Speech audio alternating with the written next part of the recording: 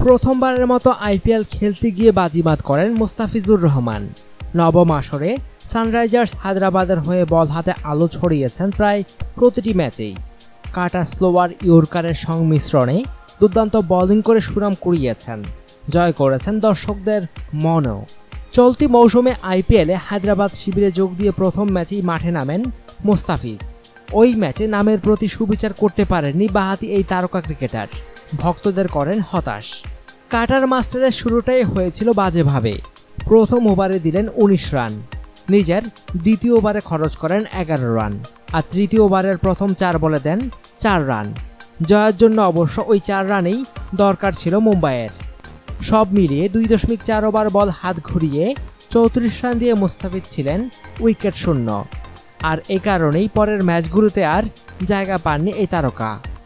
এদিকে প্রথমবারের মতো আইপিএলে নাম লিখিয়ে প্রতি ম্যাচেই মাঠে নামছেন রশিদ খান, আর এজন্যই একাদশে জায়গা হচ্ছে না মুস্তাফিজের, এমনটাই মনে করেন মুস্তাফিজের সেজো ভাই মোখলেসুর রহমান পল্টু। মোখলেসুর রহমান বলেন, মুস্তাফিজ এখন পুরোপুরি ফিট রয়েছে, আর মুস্তাফিজের পরিবর্তে রশিদ খান খেলছেন।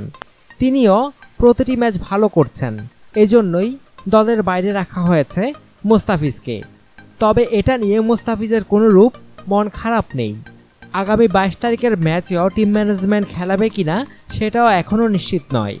তবে ভিন্ন সুর মুস্তাফিজ ভক্তদের মাঝে।